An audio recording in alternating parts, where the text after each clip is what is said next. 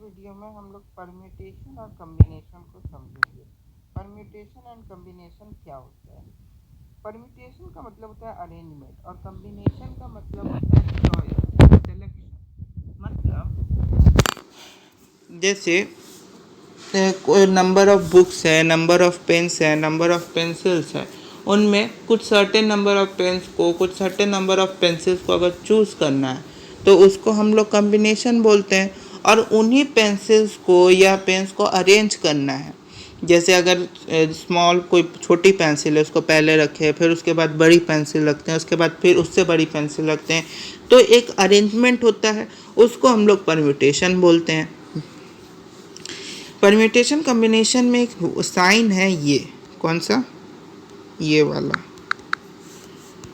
इसका बड़ा योगदान है। इसको हम लोग बोलते हैं फैक्टोरियल का साइन। इसको क्या बोलते हैं? फैक्टोरियल का साइन। जैसे अगर कहीं लिखा हुआ है एन फैक्टोरियल, क्या एन फैक्टोरियल, तो इसका मतलब होता है product of first natural number, product of first natural number. यहाँ देख सकते हैं एन फैक्टोरियल मतलब product of first N natural numbers. उसी तरह से ज़ीरो फैक्टोरियल जो होता है उसका वैल्यू जो है 1 होता है। 1 फैक्टोरियल का वैल्यू 1 होता है। 1 फैक्टोरियल, 2 फैक्टोरियल मतलब जैसे 1 फैक्टोरियल लिखा है इसका मतलब 1, 2 फैक्टोरियल लिखा है इसका मतलब 1 इंटू 2, 3 फैक्टोरियल लिखा है इसका मतलब 1 इंटू 2 इंटू 3, 4 फैक्टोरियल लिखा है इसका मतलब 1 इंटू 2 इंटू 3 इंटू 4। ऐसे चलते चलते ये चला जाएगा। उसी तरह से यहाँ पे सारे का वैल्यू जो है 10 तक मैक्सिमम याद होना चाहिए। 1 फैक्टोरियल का 1, 2 फैक्टोरियल का 2, 3 फैक्टोरियल का 6, 4 फैक्टोरियल का 24, 5 फैक्टोरियल का 120, 6 फैक्टोरियल का 720, फैक्टोरियल का 5040, 8 फैक्टोरियल का 40,320, 9 फैक्टोरियल का 36,000, 3,62,880, 10 फैक्टोरियल का 36,28,800। याद रखने वाली बात इसमें यह है कि जैसे -2 फैक्टोरियल है या 2.5 फैक्टोरियल है, इनका जो है फैक्टोरियल नहीं होता है, ये अनडिफाइंड होते हैं। ये क्या होते हैं? अनडिफाइंड होते हैं। अच्छा, तीसरी बात, जैसे यहाँ पे लिखा है n फैक्टोरियल का मतलब क्या हुआ? जैसे n, n-1, n-2, इसका मतलब जैसे n तुम्हारा मान लो अगर 5 फैक्टोरियल लिखा है, इसका मतलब क्या? n पे 5, 5 - 1 4, 5 - 2 3, ऐसे ही चलते चलते कहाँ तक? 1 तक। ऐसे ही चलते कहाँ तक? 1 तक। तो ये तुम्हारा n फैक्टोरियल का फॉर्मेट हो गया। अब जैसे यहाँ देखो, यहाँ पे लिखा हुआ है कि 5 factorial plus 4 factorial is equal to 9 factorial, जो कि गलत दिया हुआ है। क्यों गलत है? ध्यान से देखो, 5 फैक्टोरियल का वैल्यू क्या हो जाता है? यहाँ देखो 5 फैक्टोरियल का वैल्यू 120, 4 फैक्टोरियल का वैल्यू क्या है? 24। 120 और 24 को जोड़ोगे तो कितना होता है? 144। क्या 9 फैक्टोरियल का वैल्यू 144 है? नहीं है। इसीलिए 5 फैक्टोरियल प्लस 4 फैक्टोरियल कभी भी 9 फैक्टोरियल के बराबर नहीं होगा।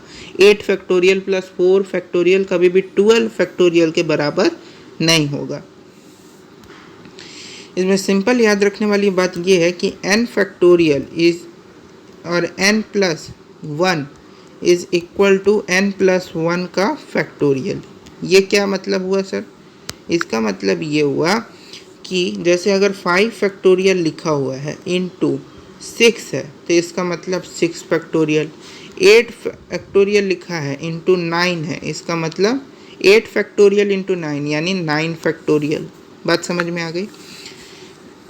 एलसीएम एचसीएफ का उतना ज़रूरत नहीं पड़ता है। एलसीएम में बस यही याद रखना है कि जो लार्जेस्ट होगा, जो लार्जेस्ट होगा, जैसे इसमें 15 लार्जेस्ट है तो 15 तुम्हारा एलसीएम हो गया।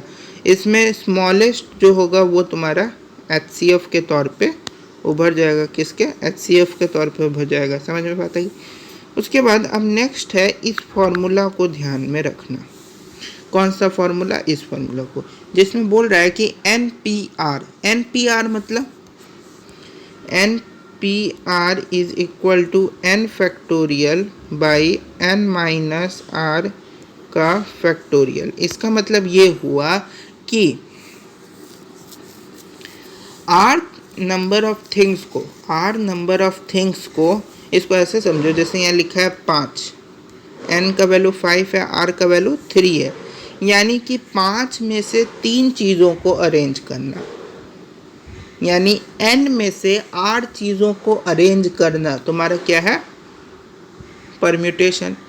5 में से 3 चीज़ों को अरेंज करना, 5 5p2 लिखा है, यानी 5 में से 2 चीज़ों को अरेंज करना का उसी का फॉर्मूला क्या होता है, n factorial by n minus R का फैक्टोरियल। समझ में आता गई। उसके बाद यहाँ पे जो लिखा हुआ है ये और फिर या फिर, ये आपको क्वेश्चन जब वर्ड प्रॉब्लम आएगा ना तब बताएंगे। इसमें होता क्या है कि जैसे अगर वर्ड प्रॉब्लम पढ़ रहे हो तो वर्ड प्रॉब्लम में अगर एंड आ जाए, क्या आ जाए, एंड, तो मल्टीप्लाई करेंगे, या उसका अगर हिंदी में पढ़ रहे हो वर्ड प्रॉब्लम को, हिंदी अगर, तो अगर हिंदी में अगर बोलो और फिर तो मल्टीप्लाई करना होगा, या फिर तो ऐड करना होगा, यानी और अगर आ जाए तो ऐड करेंगे। वो सब चीज़ हम वर्ड प्रॉब्लम का जब 1-2 क्वेश्चन बनवाएंगे ना तो बता देंगे। सर्कुलर परम्यूटेशन को ऐसे समझते हैं कि जैसे एक राउंड टेबल है या हैंडलूम है, कुछ भी है। राउंड टेबल पे 5 आदमी बैठा हुआ है, राउंड टेबल पे 5 आदमी लोग बैठे हुए हैं, और 5 लोगों के लिए जगह, 5 आदमी यहाँ पे है, ठीक है। तो पहला आदमी का बैठने का कितना तरीका, 5 तरीका। दूसरे आदमी के बैठने का कितना तरीका, दूसरे आदमी के 4 तरीका। तीसरे आदमी का 3 तरीका। दूसरे आदमी का 2 तरीका। पहले आदमी का 1 तरीका, ठीक है। तो n digit things can be arrange in a circular permutation by n-1। n-1 देखो है, पहला अगर n 5 है तो दूसरा n-1 फैक्टोरियल में, पहला अगर n है तो 5 फैक्टोरियल, n-1 क्या है, 4 फैक्टोरियल। उसके बाद 4-1 क्या है, 3 फैक्टोरियल। 3-1 क्या है, 2 फैक्टोरियल। और 2-1 क्या है, 1 फैक्टोरियल। 1 फैक्टोरियल लिख देंगे। अब इन सबको ऐड कर देंगे, उतना तरीके से आदमी लोग बैठ सकता है। तो यही है सर्कुलर परम्यूटेशन में सिंपली।